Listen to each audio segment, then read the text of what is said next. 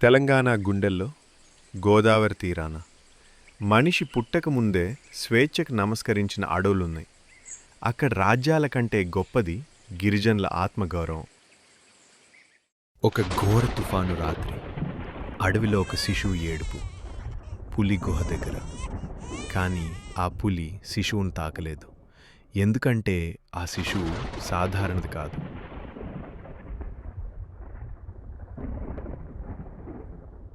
అడవిలో ఒకరోజు వేటకి వెళ్ళిన గిరిజనులు బిడ్డను చూశారు.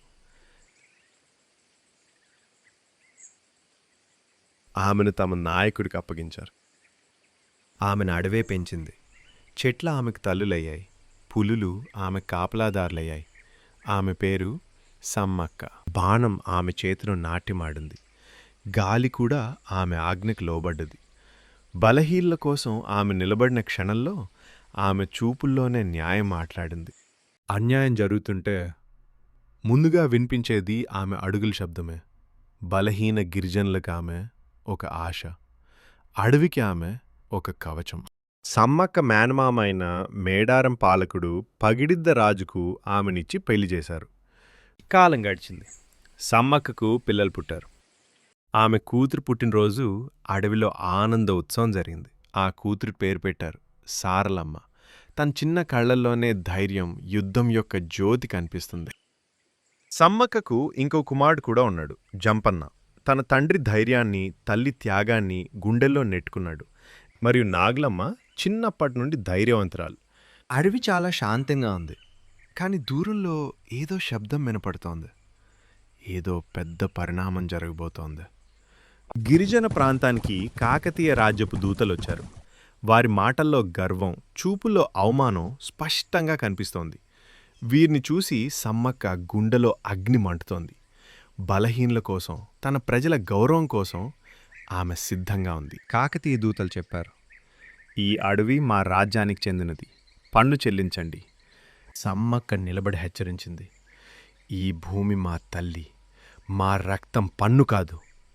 ఆ మాటతోనే యుద్ధం మొదలైంది. అడవి మొత్తం శబ్దంతో కదులుతోంది. బాణాలు, తుపాకులు, గర్జన్లు గాల్లో కలిశాయి. మగవాళ్ళు, ఆడవాళ్ళు, వృద్ధులు, పిల్లలు అందరూ సమ్మక్కతో కలిసి ఒకే శక్తిగా నిలబడ్డారు. సారలమ్మ ముందుకు పరిగెత్తింది. ఆమె అడుగుల శబ్దం అడవి అంతటా ప్రతిధ్వనిస్తోంది. ధైర్యంతో ఆమె ముందుకు సాగుతోంది. ఆమెలోని మహాశక్తి ఎదిరిస్తున్న వారిలో భయం రేపుతోంది. యుద్ధంలో జంపన్న గాయపడ్డాడు. తన రక్తం వాగులో కలిసింది. ఆ రోజు నుంచి ఆ వాగుకు పేరు జంపన్న వాగు అని పిలువబడుతుంది. బాణాలు సమ్మక్కను తాకలేదు. సైనికులు ఆశ్చర్యంగా వణికిపోయారు. అక్కడి వారు అర్థం చేసుకున్నారు, ఆమె మనిషి కాదు, దేవత. కాకతీయ దూతలు తిరిగి వెళ్ళిపోతారు. వారు చేసిన తప్పు ఎప్పటికీ మర్చిపోలేరు. సమ్మక్క, సారలమ్మ ఎత్తైన కొండల వద్ద నిలబడ్డారు. అడవి ఇప్పుడు శాంతంగా ఊపిరి పీలుస్తోంది. గాయపడ్డ సమ్మక్క అడవిలో ధైర్యంగా నడుస్తోంది. అన్ని సమస్యలను ఆమె పరిష్కరిస్తోంది. చివరికి ఆమె అడవితో, ప్రకృతితో ఒకటిగా కలిసిపోయింది. తల్లి కోసం, ప్రజల కోసం సారలమ్మ చివరి శ్వాస వరకు ధైర్యంగా పోరాడుతుంది.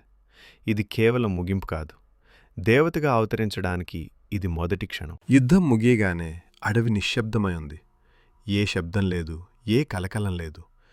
కేవలం 2 ఆత్మల శక్తి మాత్రమే మిగిలింది. కాకతీయ రాజు కల్లో చూశాడు. 2 తల్లులు శక్తివంతమైన చూపులతో అతని ఎదురుగా నిలిచారు. అడవిలో కుంకుమ డబ్బా, బుట్టబొమ్మ కర్రలు కనిపించాయి. ప్రజలకు అర్థమైంది, సమ్మక్క సారలమ్మ తిరిగి వచ్చారని. మేడారం జాతర మొదలైంది. కోట్ల మంది భక్తులొచ్చారు. వారు పాటలు పాడుతున్నారు, నృత్యాలు చేస్తున్నారు, పూజలు చేస్తున్నారు. కానీ ఇక్కడ దేవాలయాలు, విగ్రహాలు లేవు. కేవలం ప్రకృతి మరియు ప్రజల గౌరవం మాత్రమే ఉంది. సమ్మక్క, సారలమ్మ శక్తికి గౌరవం చూపిస్తున్నారు. రాజులు, గిరిజనులు, వృద్ధులు, యూతులు, అన్ని వర్గాల భక్తులు ఒకచోట కలిశారు.